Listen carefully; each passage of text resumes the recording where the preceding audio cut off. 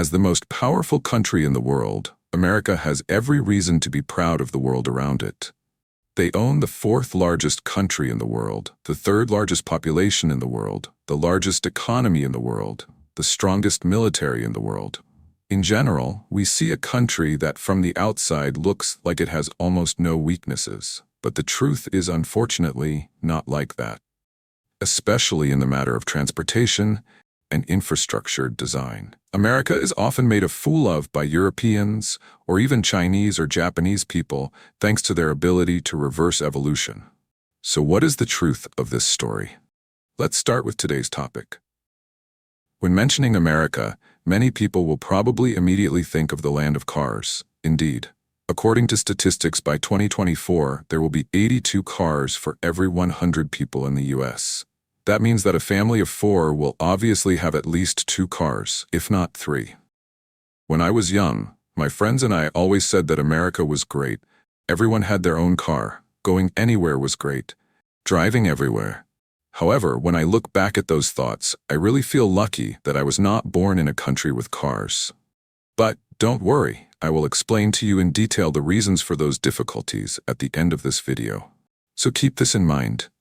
Okay. Now let's come to the first issue, which is the infrastructure of a city. If I were to talk about the ability of city planning, I would definitely give the most flattering words to the people of Europe and their excellent students, the Japanese. The megacities of these two lands are huge and possess terrible population density like Tokyo, Paris, London, Barcelona, or even Moscow. However, if you have the opportunity to set foot there, the story of traffic jams is quite rare. Why can Europeans solve the problem of traffic jams so well, even in a megacity with a density of 20,000 people per square kilometer like Paris? The answer is very simple.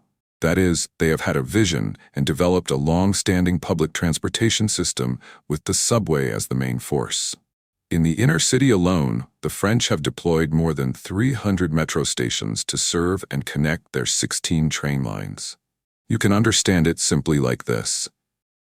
Every 500 meters in Paris, you will find a metro station, and then you can go anywhere in the city without having to bother using personal vehicles.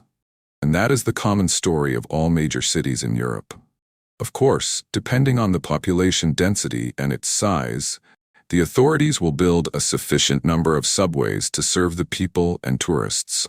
For example, London has a lower density and a more developed bus system than Paris, so it only needs 11 lines. Or an ancient and small city like Rome only needs 2 lines and 68 stations to solve the people's transportation problems.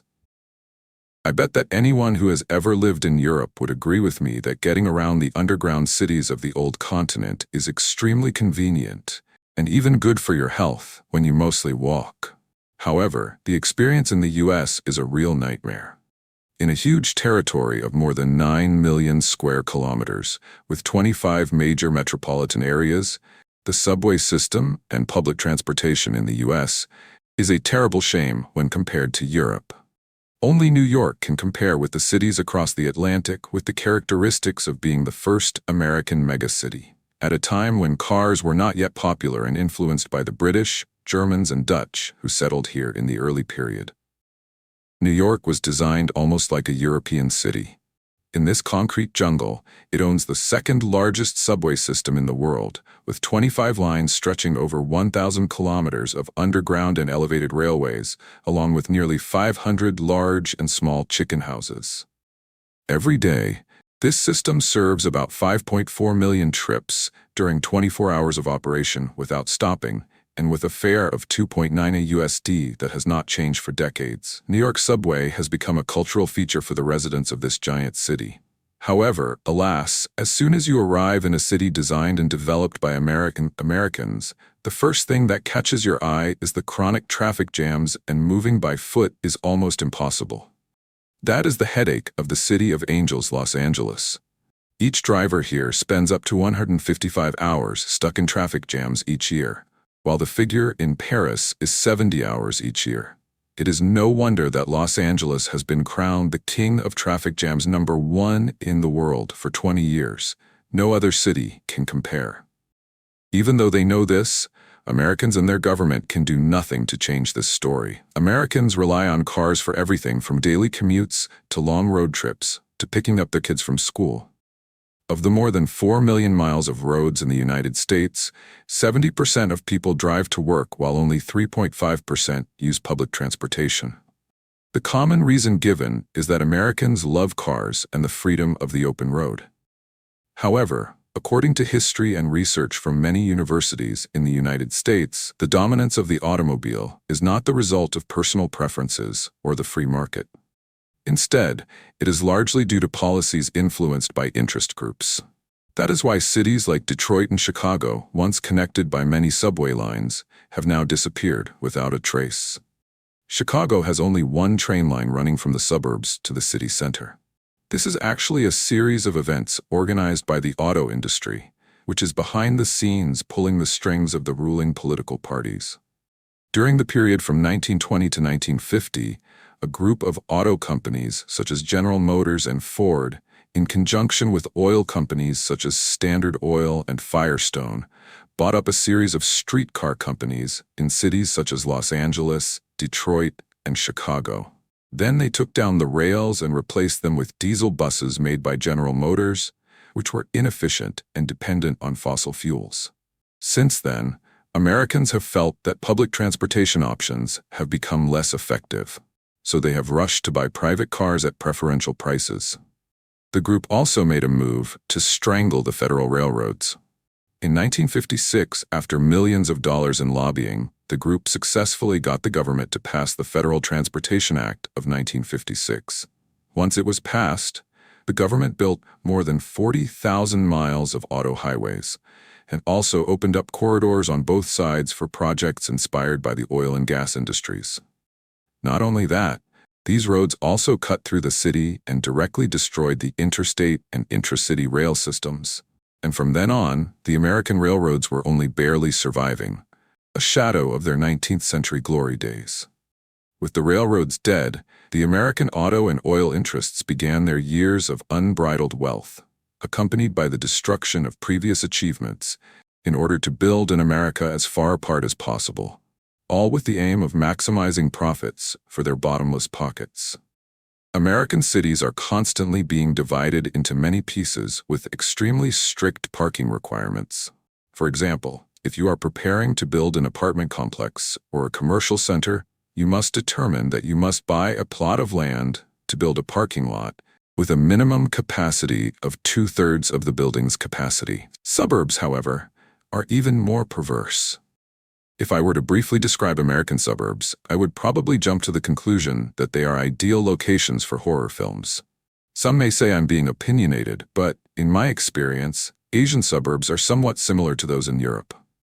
Houses are not too sparse, but concentrated in villages, communes with village roads connecting each other. In the village, there is affection, and there are also shops, restaurants, and common living spaces. However, that story is completely banned in America, and I repeat, banned. With the influence of interest groups, the U.S. government decided to completely abandon the cheerful town building methods like in the Western cowboy movies we often watch. Accordingly, the suburbs will now be completely isolated from the city, supermarkets, schools, and even hospitals. Not only that, the U.S. government completely banned the appearance of shops and stores in suburban residential areas. All restaurants or eateries must be built together in a predetermined area near gas stations facing the city. And these areas, on the contrary, completely prohibit the construction of houses. That is why we see that the suburban residential areas of America are extremely empty and lifeless. People live next to each other, but are not provided with common spaces for entertainment, or at least a place to eat and gather happily after a day of work. Here, people only drive from home to the supermarket to buy food and then go home. There is no other activity. Not only that, the roads inside the suburbs also follow a common design that only go through the gate of the house and never connect with each other. Look at this picture to understand. These are two houses right next to each other. But if you want to walk across, it is impossible because it takes 2 hours to get to the gate of the house opposite. All these inconveniences have no other purpose than to maximize the profits of the car interests in league with the oil companies. The railway industry is suffocated and underinvested, forcing people to buy their own cars to meet their transportation needs. And do you know that the average distance traveled by a car in the US per day is only about 8 kilometers? A number that can be easily solved by means of transportation or specifically by flooded trains. However, with the blindfold called profit for interest groups, the US government turns a blind eye as if it knows nothing. And they proudly beat their chests and boast about the liberal character of the American people that can only be satisfied with powerful and free private cars. And if that is really the case, then I beg your pardon, I do not need that false freedom. Now I will return to the reason why car ownership in America is actually not so happy. First, maintaining a car is not easy. Apart from the cheap price, Americans also suffer every year when owning a car. According to the survey of the Nielsen Counting Company, Americans spend up to $10,000 each year to maintain their cars. This amount includes car registration and insurance, which means they spend nearly 1/5 of their average annual income just to maintain a car. That is a hardship for the wallet. However, those who have never experienced life here will find it difficult to understand how tiring it is to live a life dependent on a car. In the US, for decades, people have seen the culture of living in cars become more and more popular. In Europe and Asia, going to a restaurant to sit down and eat is a normal thing. That is not to mention sitting on the sidewalk to eat delicious food normally. However, in America, if you decide to park at a restaurant to eat, you are only prepared to pay a lot of money. So takeaway services are very popular here. As soon as you finish, you rush back to your car to eat and finish your meal, then step on the gas and speed back into the city. I really give up on such a life, and I don't want it at all. Of course, I know that each flower and each family has its own situation, and different countries will have different ways of living that are appropriate to their external conditions.